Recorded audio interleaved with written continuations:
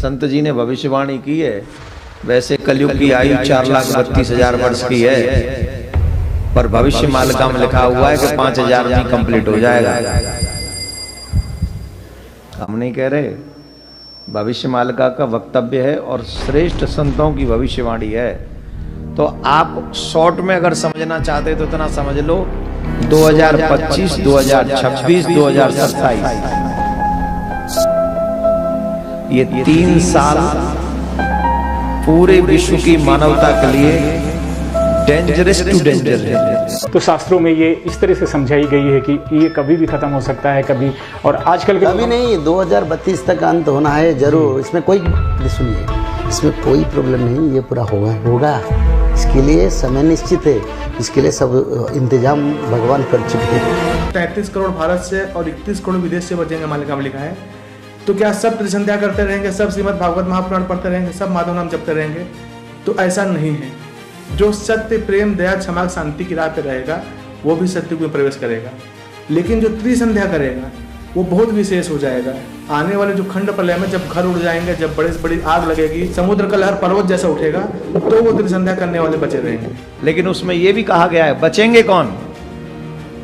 जो जगन्नाथ प्रभु के चरणों का आश्रय ले लेंगे, जो भगवान का आश्रय ले लेंगे, जो उल्टे सीधे कर्मों से बच जाएंगे, वो हमेशा के लिए सुरक्षित हो जाएंगे। केवल जो प्रभु की शरण में रहेगा वही बचेगा, जो भक्त होगा वही बचेगा, जो सत्य, प्रेम, दया, क्षमा और शांति की राह पे रहेगा वही बचेगा। ये मालिका की वीडियो आपको यही सचेत करने के लिए की गई है कि आने वाले समय में हिमालयन रेंज में 16 से 18 मैग्नीट्यूड का भूकंप आएगा। हाथ जोड़ लो, प्रार्थना कर लो, बचा लियो ठाकुर जी। जो यहाँ आए, जो ठाकुर का नाम ले चुके हैं, गोविंद सनातनियों को तो बचा ही लेना। दर्शकों, आजकल एक पुस्तक बहुत चर्चा का विषय बनी हुई है, जिसका नाम है भविष्य मालिका पुराण, जिसको उड़िया भाषा में अच्युतानंद दास जी ने लिखा और उसको हिंदी भाषा में रूपांतरित किया पंडित श्री काशीनाथ मिश्र जी ने। और वो भगवान के पंच सखाओं में से एक हैं, अब वो मिथ्या नहीं लिख सकते।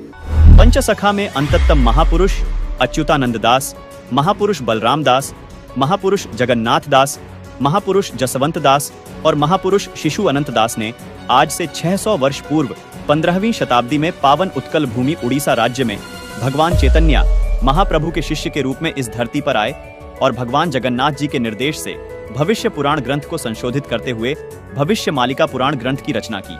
इस क्रम में उन्होंने 1,85,000 ग्रंथों के समूह की रचना ताड़ के पत्तों में की, जिसको उड़िया भाषा में लिखा गया।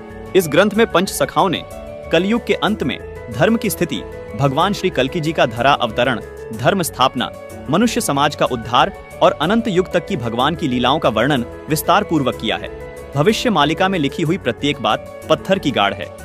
ये हमेशा सच साबित हुई है, जैसे कि भारत में मुगलों का अत्याचार, अंग्रेजों की गुलामी, स्वतंत्रता संग्राम की घटनाएं, स्वतंत्रता संग्राम सेनानियों का वर्णन, भारत देश का टूटकर आजाद होना, पाकिस्तान, बांग्लादेश, श्रीलंका, बर्मा देश का निर्माण, प्रथम विश्व युद्ध, द्वितीय विश्व युद्ध, अज्ञात रोग और महामारी आना आदि आदि, ये सभी घटनाएं घटित हो चुकी हैं। भविष्य मालिका पुराण के प्रस्तावना पृष्ठ पर लिखा है कि कलयुग का अंत हो चुका है। शास्त्रीय धारा एवं मनुस्मृति के आधार पर 4 युग का ही समय देखने को मिलता है। उन युगों के नाम हैं: पहला सतयुग, दूसरा त्रेता युग, तीसरा द्वापर युग और चौथा कलयुग। इन 4 युगों के बाद एक गुप्त युग भी आता है, जिसको अनंत युग या आद्य सतयुग कहते हैं। इस पुस्तक में बेहद हैरान करने वाली बातें लिखी हैं। भविष्य मालिका पुराण के अनुसार सन 2032 से पूर्व संपूर्ण विश्व में सभी धर्मों और पंथों का पुनर्गठन होकर सारे विश्व में केवल सत्य सनातन धर्म प्रतिष्ठित होगा। दर्शकों, आपको बता दें कि संत अच्युतानंद जी महाराज सहित 5 पंच सखा परमात्मा कबीर जी के समकालीन रहे हैं। 1480 से 1518 तक इन महापुरुषों का जीवन काल कबीर परमात्मा के समकालीन रहा। इसी दौरान कबीर परमात्मा जी ने भी ये बातें कही थी। आइए आपको कबीर परमात्मा द्वारा कही गई बातों और भविष्य मालिका पुराण में कही गई बातों में समानता की एक झलक दिखाते हैं। कबीर सागर और भविष्य मालिका पुराण दोनों को लगभग 600 वर्ष पहले लिपिबद्ध किया गया था। कबीर सागर के स्वसंवेद बोध अध्याय में कबीर परमात्मा ने कहा है कि 5 सहस और 500 जब कलयुग बीत जाए, महापुरुष फरमान तब जग तारण को आए। कबीर परमात्मा ने कहा था कि जब कलयुग लगभग 5,505 वर्ष बीत जाएगा, तब वो महापुरुष दुनिया का उद्धार करने के लिए आएगा। दर्शकों, कबीर सागर के बोध सागर अध्याय में लिखा है कि 5505 तब ये शब्द होगा सांचा। यही बात भविष्य मालिका पुराण में लिखी है। देखिए, इसमें लिखा है कलयुग 5000 साल पूर्ण होगा, तब भक्त और भगवान की लीला का प्रकाश होगा। वहीं कबीर परमात्मा ने कबीर सागर में अपनी वाणी में कहा है कि यथा सरित गण आप ही मिले सिंधु में धाये, सत्य सुकृत के मध्य तिमि सभी पंथ समाये। यहाँ कबीर साहिब जी ने कहा है कि जिस तरह सब नदियां अंत में समुद्र में समा जाती हैं, इसी प्रकार उस महापुरुष के आने के बाद सब पंथ, सब धर्म एक होकर एक पंथ बन जाएंगे और उस महापुरुष के द्वारा चलाया गया एक पंथ रहेगा, जो सत्य सनातन पंथ होगा। यही बात भविष्य मालिका पुराण में लिखी है। लिखा है कि भविष्य मालिका पुराण के अनुसार सन 2032 से पूर्व संपूर्ण विश्व में सभी धर्मों और पंथों का पुनर्गठन होकर सारे विश्व में केवल सत्य सनातन धर्म प्रतिष्ठित होगा। दर्शकों, अब जानना यह है कि आखिर वो महापुरुष कौन है जिसके बारे में कबीर सागर में लिखा है। जो जगतारण को आएगा वो अवतार कौन है जिसके बारे में भविष्य मालिका पुराण में लिखा है कि 2032 से पहले पहले वो महापुरुष सभी धर्मों का पुनर्गठन करके सारे विश्व में सत्य सनातन धर्म को प्रतिष्ठित कर देगा। दर्शकों, अब आपको कबीर सागर के वो गूढ़ रहस्य दिखाने जा रहे हैं जिन्हें जानकर आप दंग रह जाएंगे। कबीर सागर में लिखी हर बात इसलिए भी बहुत विशेष महत्व रखती है क्योंकि इसमें लिखी प्रत्येक वाणी खुद कबीर परमात्मा द्वारा लिपिबद्ध करवाई गई है। दर्शकों, भविष्य मालिका पुराण में जिस महापुरुष द्वारा सभी धर्मों को एक करके आदि सनातन धर्म को पुनः प्रतिष्ठित होने की बात कही गई है, वो महापुरुष कौन है, उसके आने के समय की जानकारी भी कबीर सागर में लिखी है। दर्शकों, जैसा कि आपने भविष्य मालिका पुराण में देखा कि कलयुग के 5000 वर्ष बीत जाने के बाद भगवान और भक्त की लीला का प्रकाश होगा। जिस महापुरुष का जिक्र भविष्य मालिका पुराण में है, उस महापुरुष का कबीर सागर में स्पष्ट वर्णन देखने को मिलता है तथा उस महापुरुष की पहचान भी बताई है। आइए अब आपको कबीर सागर में दिखाते हैं। दर्शकों, कबीर सागर में बोध सागर के स्वसंवेद बोध पृष्ठ 121 पर लिखा है, चौथा युग जब कलयुग आई, तब हम अपनो अंश पठाई, काल फंद छूटे नर लोई, सकल सृष्टि प्रवाणिक होई, घर घर देखो बोध विचारा, सतनाम सब ठोर उचारा। 5505 तब ये वचन होगा सांचा, कलयुग बीत जाए जब एता, सब जीव परम पुरुष पद चेता। जिसका भावार्थ ये है कि जब चौथा युग यानी कलयुग आएगा, वह कलयुग 5505 वर्ष बीत जाएगा, तब परमात्मा अपने ज्ञान का प्रकाश करने के लिए इस धरा पर आएंगे। वह सब जीव उनके अद्भुत ज्ञान को सुनकर पूर्ण परमात्मा की भक्ति करेंगे यानी सतनाम का जाप करेंगे। अब दर्शकों, सवाल ये है कि वो महापुरुष जिसका जिक्र कबीर सागर और भविष्य मालिका पुराण कर रही है, वो महापुरुष कहाँ आएगा और कैसे आएगा। आइए ये भी जानते हैं कि उसकी पहचान कैसे होगी। देखिए, कबीर सागर में कबीर वाणी के बोध सागर के पृष्ठ 137 पर लिखा है कि 12वें पंथ प्रकट हुए वाणी, शब्द हमारे की निर्णय थानी, अस्थिर घर का मर्म न पावे, ये 12 पंथ हम ही को ध्यावे, 12वें पंथ हम ही चलावे, सब पंथ मेट कर एक ही पंथ चलावे। भावार्थ है कि 12वें पंथ में कबीर परमात्मा की वाणी प्रकट होगी, यानी 12वें पंथ से ही कबीर साहिब जी का यथार्थ ज्ञान प्रकट होना शुरू होगा। उसके बाद 12वें पंथ में कबीर परमात्मा ने कहा कि मैं खुद चलकर आऊंगा और इन सब पंथों को मिटाकर एक पंथ चलाऊंगा। जैसा कि भविष्य मालिका पुराण में भी प्रमाण मिलता है कि उस महापुरुष द्वारा सब धर्मों का पुनर्गठन होकर केवल एक सत्य सनातन धर्म प्रतिष्ठित हो जाएगा। दर्शकों, कबीर सागर में लिखी इन वाणियों को पढ़ने के बाद 3 सवाल और निकलकर सामने आते हैं, जिनका जवाब हम इसी कबीर सागर में खोजेंगे। सवाल नंबर 1, ये जो वाणियां बोली गई हैं, ये कब सत्य सिद्ध होंगी। सवाल नंबर 2, वो 12वां पंथ कौन सा है जिसमें चलकर खुद कबीर साहिब जी महापुरुष के रूप में आएंगे। सवाल नंबर 3, वो महापुरुष कौन है। पहला सवाल था, ये वाणियां कब सत्य सिद्ध होंगी। इसका जवाब कबीर सागर में कबीर वाणी के बोध सागर के पृष्ठ 137 पर लिखा है। देखिए, 5505 तब ये शब्द होगा सांचा, मतलब कलयुग के 5505 वर्ष बीत जाने के बाद ये वचन सत्य सिद्ध होंगे। आइए अब देखते हैं कलयुग के 5505 वर्ष कब पूरे होते हैं। कलयुग 4,32,000 वर्ष का होता है। तो अब हमें देखना यह है कि आज कलयुग कितना बीत चुका है और कलयुग के 5505 वर्ष कब पूरे होते हैं, क्योंकि कबीर साहिब जी ने भी कलयुग 5505 वर्ष बीतने को विशेष बताया है। दर्शकों, कबीर सागर में बोध सागर के स्वसंवेद बोध पृष्ठ 121 पर लिखा है, चौथा युग जब कलयुग आई, तब हम अपनो अंश पठाई, काल फंद छूटे नर लोई, सकल सृष्टि प्रवाणिक होई, घर घर देखो बोध विचारा, सतनाम सब ठोर उचारा। 5505 तब ये वचन होगा सांचा। कलयुग बीत जाए जब एता, सब जीव परम पुरुष पद चेता। अब आपको दो पवित्र पुस्तकों से प्रमाणित करते हैं कि कलयुग के 5505 वर्ष कब पूरे हुए। दर्शकों, आपको यहाँ हम याद दिलाना चाहेंगे कि इन दोनों पुस्तकों को आदरणीय शंकराचार्य जी व पूरा हिंदू समाज प्रमाणित मानता है। पहली पुस्तक का नाम है ज्योतिर्मय ज्योतिर्मठ, जिसके संपादक, लेखक एवं संकलन करता है विष्णुदत्त शर्मा, और दूसरी पुस्तक का नाम है हिमालय तीर्थ, जिसके प्रकाशक है रणजू चक्रवर्ती। आदि शंकराचार्य की जीवनी पुस्तक में लिखा है कि आदि शंकराचार्य जी का जन्म ईशा जी से 508 वर्ष पहले हुआ था। फिर पुस्तक हिमालय तीर्थ में भविष्यवाणी की है, जो आदि शंकराचार्य जी के जन्म से पहले की है। कहा है कि आदि शंकराचार्य जी का जन्म कलयुग के 3000 वर्ष बीत जाने के बाद होगा। अब गणित की रीति से जांच करके देखते हैं कि वर्तमान में यानी सन 2024 में कलयुग कितना बीत चुका है। आदि शंकराचार्य जी का जन्म ईशा जी से 508 वर्ष पहले हुआ था। आदि शंकराचार्य की जीवनी पुस्तक के अनुसार शंकराचार्य जी का जन्म हुआ कलयुग 3000 वर्ष बीत जाने पर, मतलब वर्ष 2024 में कलयुग बीत चुका है 3000 जमा 2532 वर्ष, यानी गणित के हिसाब से आज कलयुग 5532 वर्ष बीत चुका है। दर्शकों, अब देखना यह है कि आज 2024 में से कितने वर्ष कम करने पर कलयुग के 5505 वर्ष पूरे होते हैं। मतलब 27 साल पहले कलयुग के 5505 वर्ष पूरे हो चुके थे और साल था 1997। जी हाँ, बिल्कुल, वर्ष 1997 में कलयुग 5505 वर्ष बीत चुका था। हमारा दूसरा सवाल यह था कि कबीर साहिब जी का 12वां पंथ कौन सा है, जिसमें कबीर साहिब जी खुद चलकर आएंगे। इसका जवाब भी हमें कबीर सागर में बोध सागर के कबीर चरित्र बोध के पृष्ठ नंबर 1870 पर मिलता है। इस पृष्ठ पर आप देख रहे हैं कि कबीर साहिब जी के 12 पंथों का विवरण है, जिसमें 12वां पंथ गरीबदास जी का पंथ बताया गया है। यानी कबीर साहिब जी द्वारा गरीबदास जी वाले 12वें पंथ में आने की बात कबीर सागर में कही गई है। अब आप सोच रहे होंगे कि ये गरीबदास जी कौन है और इनका जन्म कब हुआ। इसका जवाब भी हमें कबीर सागर में कबीर वाणी के बोध सागर के पेज 136 पर मिलता है। लिखा है कि संवत 1775 हुई। यहाँ 75 गलत प्रिंट हुआ है, ये 74 है, सही वाणी है। संवत 1774 हुई, ता दिन प्रेम प्रकटे जग सोई, यानी जिसके माध्यम से कबीर परमात्मा की वाणी प्रकट होगी, उसका जन्म संवत 1774 में होगा।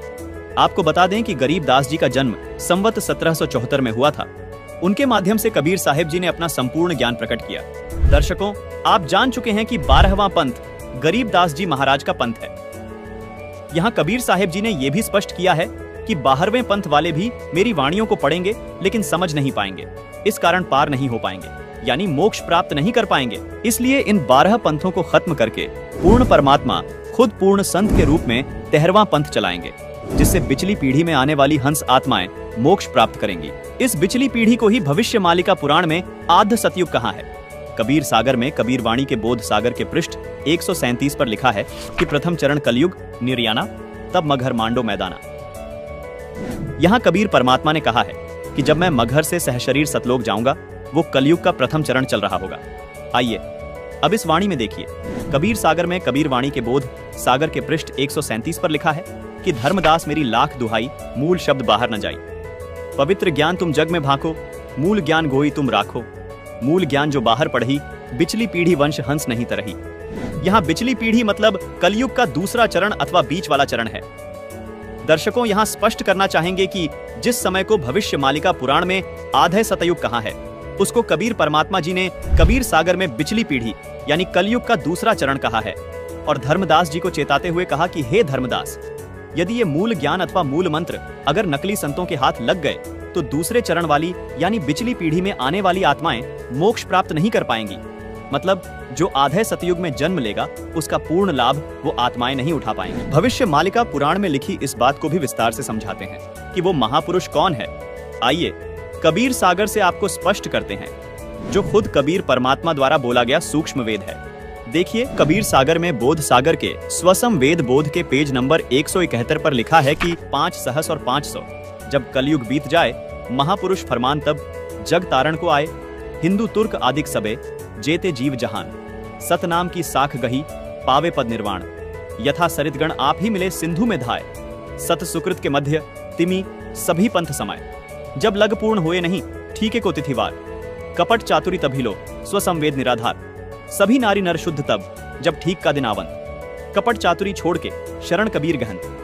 एक अनेक हो गए पुनः अनेक हो एक, हंस चले सतलोक सब सत्य नाम की टेक। घर घर बोध विचार हो दुर्मति दूर बहाए, कलयुग में सब एक हो बढ़ते सहज सुभाए। कबीर साहिब जी यहाँ स्पष्ट कर रहे हैं कि कलयुग अभी समाप्त नहीं हुआ है। कलयुग के अंदर ही एक समय ऐसा आएगा जब कलयुग में ही सब एक होकर सहज स्वभाव वाले हो जाएंगे।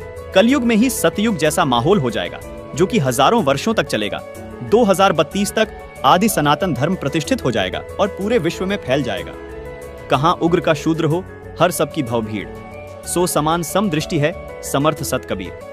भावार्थ है कि जब कलयुग 5505 वर्ष बीत जाएगा तब वो महापुरुष इस धरा पर आएंगे और हिंदू मुस्लिम व सभी धर्म पंथों को एक करेंगे, सब सतनाम का जाप करेंगे और मोक्ष को प्राप्त करेंगे। दुनिया के जितने भी धर्म व पंथ है वो सभी उस महापुरुष के द्वारा चलाए गए 13वें पंथ जो आदि सनातन पंथ होगा उसमें ऐसे मिल जाएंगे जैसे सभी नदियां बड़े समुद्र में मिल जाती हैं। जब वो समय आएगा तब पृथ्वी के सभी मनुष्यों का स्वभाव सहज और शुद्ध हो जाएगा, सबकी बुद्धि निर्मल हो जाएगी, सब पाप करने से डरेंगे, यानी नर नारी कपट चतुराई छोड़कर कबीर परमात्मा की शरण ग्रहण करेंगे। दर्शकों, यहाँ पर हम आपको ये भी बताना चाहेंगे कि कलयुग अभी खत्म नहीं हुआ है। कलयुग अपने समय अनुसार ही समाप्त होगा जो है 4,32,000 वर्ष। दर्शकों, अब आपको कलयुग के अंतिम चरण यानी जब कलयुग समाप्त होगा उस विषय में बताते हैं। कलयुग के तीसरे चरण यानी कलयुग के अंत में कल की अवतार जन्म लेगा जो राजा हरिश्चंद्र वाली आत्मा ही होगा।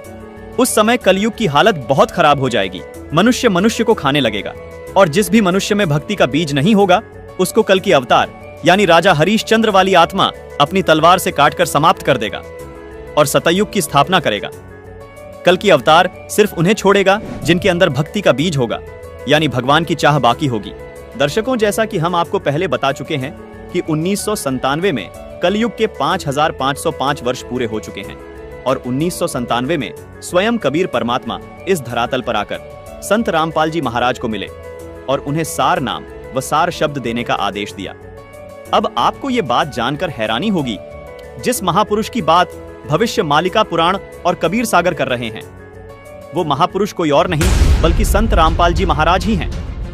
जो महापुरुष 13वें पंथ का प्रवर्तक होगा वो संत कोई और नहीं बल्कि संत रामपाल जी महाराज ही हैं। संत रामपाल जी महाराज ही वो संत हैं जो सब धर्मों को एक करके आदि सनातन धर्म की स्थापना करेंगे। संत रामपाल जी महाराज ही वो संत हैं जो 31 वर्ष से अपने भक्तों को 3 समय की आरती करवाते हैं। संत रामपाल जी महाराज गरीबदास जी महाराज वाले पंथ से हैं। संत रामपाल जी महाराज जी जो अद्भुत ज्ञान दे रहे हैं उसी से सभी धर्म व पंथ एक होकर आदि सनातन धर्म में परिवर्तित हो जाएंगे। दर्शकों, हम आपको ये भी बताना चाहेंगे कि संत रामपाल जी महाराज सन 1994 से ही यानी जब से संत रामपाल जी को अपने गुरुदेव से नाम दीक्षा देने का आदेश हुआ है तब से ही संत रामपाल जी 3 समय की संध्या आरती करते व करवाते हैं जो मनुष्य के मोक्ष में सहयोगी है। दर्शकों, ऋग्वेद में भी प्रमाण है कि जो पूर्ण संत आएगा वो 3 समय की संध्या आरती करने को देगा। आइए आपको ऋग्वेद में प्रमाण दिखाते हैं। ये है ऋग्वेद मंडल 8 सूक्त 1 मंत्र 29 जिसमें साफ साफ लिखा है कि पूर्ण संत 3 समय की संध्या सुबह दोपहर और रात्रि तीनों संध्या में परमात्मा की स्तुति करवाएगा। दर्शकों, इससे सिद्ध होता है कि संत रामपाल जी महाराज ही पूर्ण संत है जो विश्व का कल्याण करेंगे और इस बात की वेद भी गवाही देते हैं। संत रामपाल जी महाराज का नारा है कि जीव हमारी जाति है, मानव धर्म हमारा, हिंदू मुस्लिम सिख ईसाई धर्म नहीं कोई न्यारा। संत रामपाल जी महाराज एकमात्र ऐसे संत हैं जिनके पास वास्तविक सत नाम है जो कि उन्होंने गरीबदास जी द्वारा रचित अमर ग्रंथ सूक्ष्म वेद से प्रमाणित करके दिखाया है। दर्शकों, अब आपको ये बताते हैं कि क्यों सभी धर्म व सभी पंथ संत रामपाल जी महाराज द्वारा चलाए गए आदि सनातन पंथ में मिल जाएंगे। गीता अध्याय 17 श्लोक 23 में बताया गया है कि पूर्ण परमात्मा को पाने का ओम तत्सत मंत्र है जो सांकेतिक है। सामवेद संख्या नंबर 822 में भी यही कहा गया है कि उस परमात्मा को पाने का भी त्रितस्य नाम है यानी 3 नाम का मंत्र है जो सांकेतिक है। दर्शकों, अब आपको पवित्र कुरान शरीफ का एक ऐसा भेद बताते हैं जिसे जानकर आप हैरान रह जाएंगे। पवित्र कुरान शरीफ में 2 आयत ऐसी हैं जिनके बारे में सभी अनुवादक स्वयं कहते हैं कि इन 2 आयतों का अर्थ स्वयं खुदा ही जानता है। वो 2 आयत कौन सी हैं? आइए दिखाते हैं। दर्शकों, ये है पवित्र कुरान शरीफ की सूरह अश, सूरह 42 की आयत नंबर 1 और 2, जिसमें आप देख रहे हैं कि जिसमें एन सीन काफ अक्षरों का अर्थ नहीं किया गया है। आइए इसे विस्तार से समझाते हैं। एन अरबी भाषा की वर्णमाला का अक्षर है, जो देवनागरी यानी हिंदी वर्णमाला का अ अक्षर है। सीन अरबी भाषा की वर्णमाला का अक्षर है, जो देवनागरी हिंदी भाषा का स अक्षर है। इसी तरह काफ भी अरबी वर्णमाला का अक्षर है, जो देवनागरी हिंदी वर्णमाला का क अक्षर है। दर्शकों, यहाँ रहस्य की बात यह है कि जो गीता अध्याय 17 श्लोक 23 में परम अक्षर ब्रह्म यानी पूर्ण परमात्मा को पाने के जो ओम तत् सत मंत्र बताए हैं, उनके वास्तविक मंत्र के प्रथम अक्षर का संकेत है। जैसे ओम का पहला अक्षर अ है, कुरान शरीफ में इसी ओम को एन कहा है, यानी यह एन अक्षर ओम का कोड वर्ड है। इसी प्रकार जो तत् नाम है, उसका वास्तविक मंत्र सोहम है, जिसको कुरान शरीफ में सीन कहा गया है, यानी स अक्षर सोहम शब्द का प्रथम अक्षर है, जो कुरान शरीफ में लिखे सीन अक्षर का कोड वर्ड है। इसी प्रकार कुरान शरीफ में बताया गया काफ मंत्र गीता में बताए गए तीसरे सत मंत्र के वास्तविक मंत्र का पहला अक्षर है, जो कोड वर्ड है। इसका खुलासा यहाँ नहीं किया जा सकता, ये केवल संत रामपाल जी महाराज ही बताएंगे। दर्शकों, यदि आपको मोक्ष कराना है तो धर्म व पंथ की सीमाओं से ऊपर उठकर एक होना पड़ेगा। इस 3 नाम के मंत्र का जाप करना होगा। सूरत फुरकान 25 आयत 59 में कहा है कि जिस परमात्मा ने 6 दिन में सृष्टि की रचना की और 7वें दिन तख्त पर जा विराजा, वह स्वयं कबीर परमात्मा है। उसकी खबर किसी बाखबर यानी कि तत्वदर्शी संत से पूछो। दर्शकों, मजे की बात यह है कि गीता जी में भी अध्याय 4 श्लोक 34 में तत्वदर्शी संत के पास जाने को कहा है। दर्शकों, ये 3 सांकेतिक नाम जो गीता, वेद व कुरान शरीफ में बताए गए हैं, ये मंत्र संत रामपाल जी महाराज सन 1997 से अपने शिष्यों को दीक्षा में दे रहे हैं। एक और आश्चर्य की बात यह है दर्शकों, पवित्र कुरान शरीफ की सब आयतों का अर्थ अनुवादकों ने किया, परंतु सूरह अश सूरह 42 की आयत नंबर 1 और 2 का अर्थ किसी भी अनुवादक ने नहीं किया है। इससे भी स्पष्ट हो जाता है कि पूरा मुस्लिम समाज इस मूल मंत्र के रहस्य को नहीं जानता, जो पूर्ण कल्याणकारक है, जिसको खुदा कबीर ने संत गरीबदास को बताया तथा फिर संत रामपाल जी तक पहुंचाया है। दर्शकों, सबसे बड़ी हैरानी की बात यह है कि आज तक सूरह अश सूरह 42 की इन आयतों का अनुवाद किसी भी अनुवादकर्ता ने नहीं किया है। लेकिन संत रामपाल जी महाराज जी द्वारा लिखी पुस्तक मुसलमान नहीं समझे ज्ञान कुरान में इन आयतों व मंत्रों एन सीन काफ को पेज नंबर 12 पर पूरे विस्तार से समझाया है। हमारी सभी मुसलमान भाइयों से अपील है कि कृपया संत रामपाल जी महाराज द्वारा लिखी ये पुस्तक मुसलमान नहीं समझे ज्ञान कुरान अवश्य पढ़ें व अपना जीवन धन्य बनाएं। गीता, वेद व कुरान में बताए गए ये सांकेतिक मंत्र केवल संत रामपाल जी महाराज के पास है। इसलिए सभी धर्म व सभी पंथ केवल संत रामपाल जी महाराज से ही नाम दीक्षा लेकर मोक्ष प्राप्त कर सकते हैं। संत रामपाल जी महाराज ये सांकेतिक मंत्र 1997 से अपने शिष्यों को दे रहे हैं, जिससे उनको अद्वितीय लाभ हो रहे हैं। संत रामपाल जी महाराज सूक्ष्म वेद से प्रमाणित करके बताते हैं कि जैसे हिंदू साहिबान अलग अलग समय पर अलग अलग देवताओं की स्तुति करते हैं, उसी प्रकार मुस्लिम भाई भी 5 समय की नमाज करते हैं, जो कि अल्लाह की स्तुति है। ये आरती और नमाज करना ग्लूकोज की तरह समझो, जो आपके मन और आत्मा को साफ रखता है, लेकिन जिससे भगवान अथवा अल्लाह की प्राप्ति होगी, जन्म मरण से छुटकारा मिलेगा, वो औषधि अथवा नाम मंत्र अलग है। नमाज और आरती करने से मोक्ष नहीं मिल सकता। मोक्ष प्राप्ति के सांकेतिक मंत्र गीता जी और कुरान शरीफ दोनों में लिखे हैं। गीता जी में जिनको ओम तत्सत लिखा है, उन्हीं को कुरान शरीफ में एन सीन काफ लिखा है। इन सांकेतिक अक्षरों के वास्तविक मंत्र संत रामपाल जी महाराज उपदेश देते समय अपने शिष्यों को देते हैं।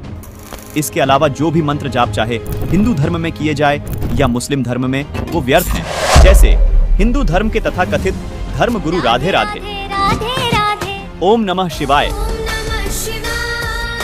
हरे राम हरे कृष्ण, ओम भगवते वासुदेवाय नमः मंत्र देते हैं। ओम नमो भगवते वासुदेवाय आप जपें। इसलिए शास्त्र विरुद्ध है। इसी प्रकार मुसलमान भाई कलमा पढ़ते हैं, उससे भी कोई लाभ नहीं होगा, क्योंकि वो कुरान में लिखे एन सीन काफ मंत्रों से मेल नहीं खाते। कुरान के अनुसार हक पूजा के यही 3 मंत्र हैं जो सांकेतिक है, जिनको केवल बाखबर ही बता सकता है। दर्शकों से हमारा निवेदन है कि यदि आपको मोक्ष चाहिए तो जो भक्ति संत रामपाल जी महाराज बता रहे हैं वो ही भक्ति करनी होगी, क्योंकि संत रामपाल जी महाराज के अतिरिक्त कोई भी तत्वदर्शी संत अथवा बाखबर इस पृथ्वी पर नहीं है। दर्शकों, अब आपको सुप्रसिद्ध संत तुलसीदास उर्फ जय गुरुदेव मथुरा वाले बाबा की एक पुस्तक दिखाते हैं। पुस्तक का नाम है जय गुरुदेव की अमर वाणी भाग 2, जिसके पेज नंबर 59 पर एक भविष्यवाणी मिलती है। बाबा जय गुरुदेव ने 28 अगस्त 1971 को एक भविष्यवाणी की थी, जिसमें बाबा जय गुरुदेव जी ने बताया कि महापुरुष का जन्म भारतवर्ष के छोटे से गांव में हो चुका है और वह व्यक्ति मानव इतिहास का सबसे महत्वपूर्ण व्यक्ति बनेगा। उसे जनता का इतना बड़ा समर्थन प्राप्त होगा कि आज तक किसी को नहीं मिला है। वह महापुरुष नए सिरे से विधान को बनाएगा और वह विश्व के संपूर्ण देशों पर लागू होगा। उसका एक झंडा होगा, उसकी एक भाषा होगी। दर्शकों, बाबा जय गुरुदेव ने 7 सितंबर 1971 को एक और भविष्यवाणी की है। देखिए, इसी पुस्तक जय गुरुदेव की अमर वाणी भाग 2 के पेज नंबर 50 पर लिखा है कि वह अवतार जिसकी लोग प्रतीक्षा कर रहे हैं वो 20 वर्ष का हो चुका है। यदि उसका पता बता दूं तो लोग उसके पीछे पड़ जाएंगे। अभी ऊपर से आदेश बताने के लिए नहीं हो रहा है। मैं समय का इंतजार कर रहा हूं और सभी महात्माओं ने समय का इंतजार किया है। समय आते ही सबको सब कुछ मालूम हो जाएगा। दर्शकों, 7 सितंबर 1971 को 20 वर्ष का होने वाला वो महापुरुष कोई और नहीं बल्कि संत रामपाल जी महाराज ही हैं, जिनके समर्थकों की गिनती दिन रात बहुत तेजी से बढ़ती जा रही है, जिनके ज्ञान का परचम पूरे विश्व में लहराने लगा है, जो जल्द ही पूरे विश्व में स्थापित हो जाएगा। दर्शकों, अभी आपको हंगरी नाम के एक महान भविष्यवक्ता की महान भविष्यवाणी से रूबरू करवाते हैं। देखिए, हैरान कर देने वाली ये भविष्यवाणी। ये देखिएगा, यह एक पुस्तक है, एक पुरानी फटी पुरानी सी है किताब। ये देखो, युग निर्माण की सुनिश्चित संभावना, ये तो इसका नाम है, टाइटल है। लेखक है इसका बलराम सिंह परिहार, प्रकाशक है युग निर्माण योजना, गायत्री तपोभूमि मथुरा से। बस इतना ही उल्लेख है इसका, ज़्यादा आगे नहीं लिखा, ये फटा हुआ ज़्यादा है। ये देखिएगा पृष्ठ नंबर 19 पे, ये पृष्ठ नंबर 19 है। इसके पृष्ठ नंबर 19 पे यानी 19 पे क्या लिखा है कि स्वाधीनता यानी आज़ादी के 4 वर्ष बाद एक शक्तिशाली धार्मिक संस्था प्रकाश में आएगी और सारे संसार का उद्धार करेगी। उद्धारक इस संस्था का स्वामी संचालक होगा। अब यहाँ ये क्या है कि किसी एक भविष्यवाणी है, हंगरी नाम का कोई भविष्यवक्ता था, उसकी ली है इसने, अपनी पुस्तक तैयार की है, लोगों की सुना के पढ़ा के, तो इसने अपने हिसाब से इन्होंने उस पर सेट कर रखी है। इसका अर्थ ये था कि 1947 में भारत स्वतंत्र हुआ, उसके 4 वर्ष बाद दास का जन्म होया 1951 में। इसका अर्थ तो ये बनता है कि स्वाधीनता के 4 वर्ष बाद 1951 में एक संत का जन्म होगा जो धार्मिक संस्था को ऐसी बनाएगा जो पूरे विश्व का कल्याण करेगी।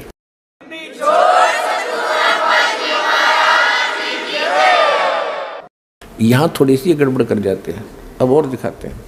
ये देखिएगा, ये 23 पृष्ठ पे है, ये 23 पृष्ठ है। इस 23 पृष्ठ पे यहाँ लिखा है, इस संगठन का स्वामी संचालक कोई गृहस्थ व्यक्ति होगा। अब तक दुनिया में सबसे बड़े विचारक के रूप में ख्याति प्राप्त करेगा। वह व्यक्ति सामाजिक उत्तरदायित्वों से लेकर संसार के सब देश शांतिपूर्ण कैसे रहें उसकी यह व्यवस्थित आचार संहिता तैयार करेगा। उसके जीवन भर के संग्रहित विचारों को यदि एक पुस्तक में लिखा जाए तो बहुत बड़ी पुस्तक बन जाएगी। इसका अर्थ ये है।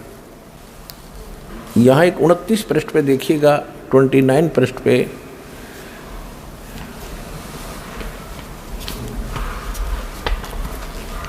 एशिया के किसी देश, संभवतः भारतवर्ष में एक नम्र ग्रामीण परिवार में एक महान आत्मा ने जन्म ले लिया है, जो एक महान आध्यात्मिक क्रांति का सूत्रपात, संचालन और नियंत्रण करेगा।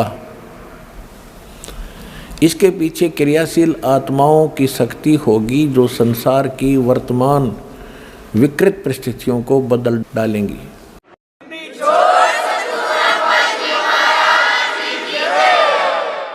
1999 में ये क्या बोला गया है कि एक ऐसे व्यक्ति ने जन्म लिया है जिसकी अकेले ही उत्पादित शक्ति किसी भी शक्ति संपन्न राष्ट्र के बराबर होगी। वह एक भाषा, एक संस्कृति, एक धर्म की आचार संहिता सर्जन करेगा।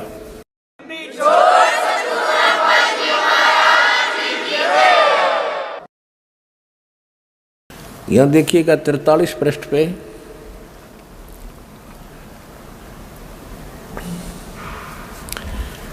यह लिखा है कि दिव्य देहधारी पुरुष ने जन्म लिया है।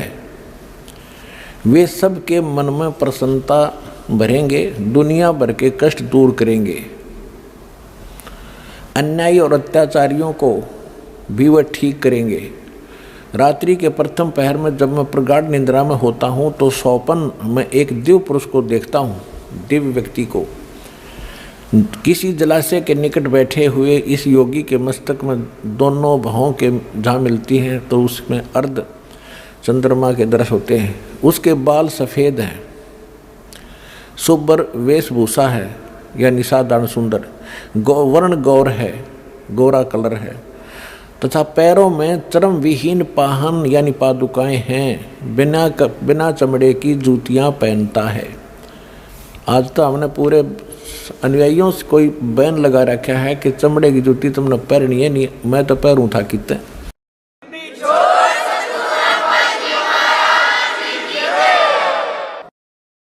अब देखिएगा इसके पृष्ठ नंबर 72 पे, इसके 72 पृष्ठ पर देखिएगा,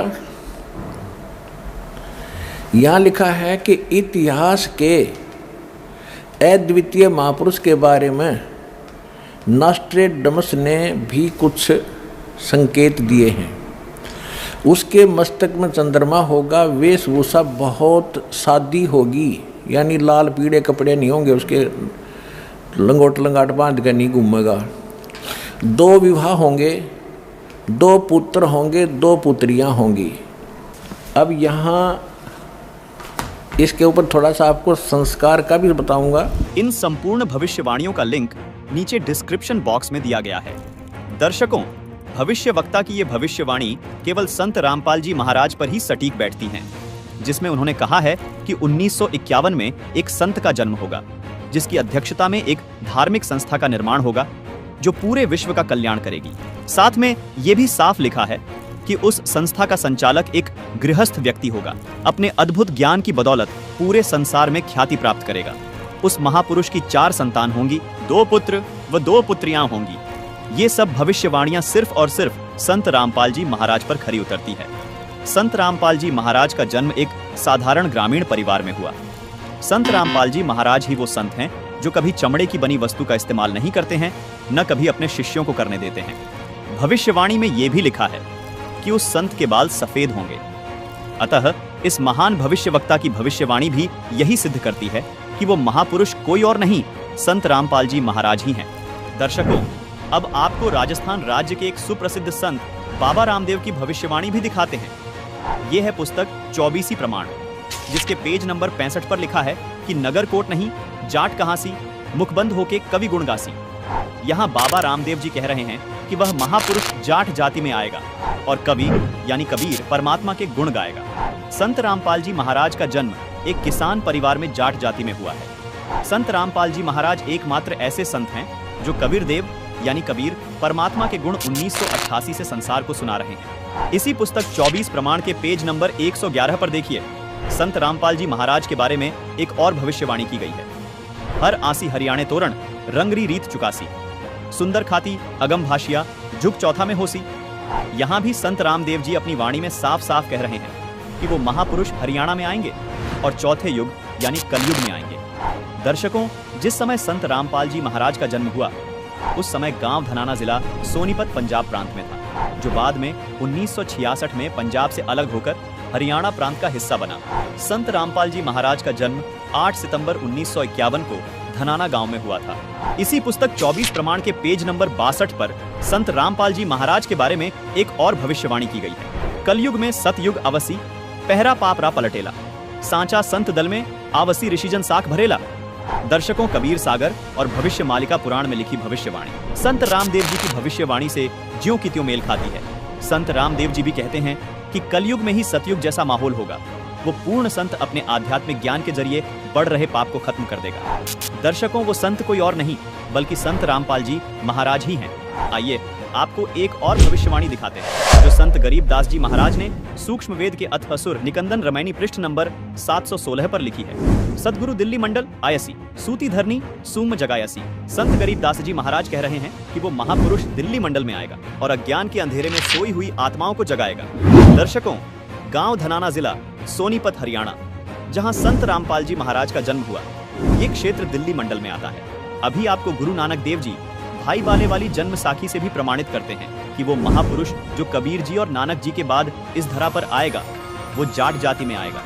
इन सभी भविष्यवाणियों ने भी सिद्ध कर दिया कि वो अवतार जिसकी लोग प्रतीक्षा कर रहे थे, वो कोई और नहीं, संत रामपाल जी महाराज ही हैं। दर्शकों, संत रामपाल जी महाराज के बारे में और भी बहुत से महान भविष्यवक्ताओं की भविष्यवाणियां देखने के लिए डिस्क्रिप्शन बॉक्स में इस वीडियो का लिंक डाला है। लिंक पर क्लिक करके उन सभी महत्वपूर्ण भविष्यवाणियों को भी जरूर देखें। दोस्तों, आपसे निवेदन है, वीडियो पसंद आया हो तो लाइक जरूर करें और इस वीडियो को ज्यादा से ज्यादा लोगों तक शेयर करें ताकि लोग सच्चाई जान पाएं, कबीर साहिब की वास्तविकता को समझ पाएं। साथ में दोस्तों, कमेंट करना ना भूलें, कमेंट में अपनी राय जरूर बताएं। मिलते हैं अगले वीडियो में।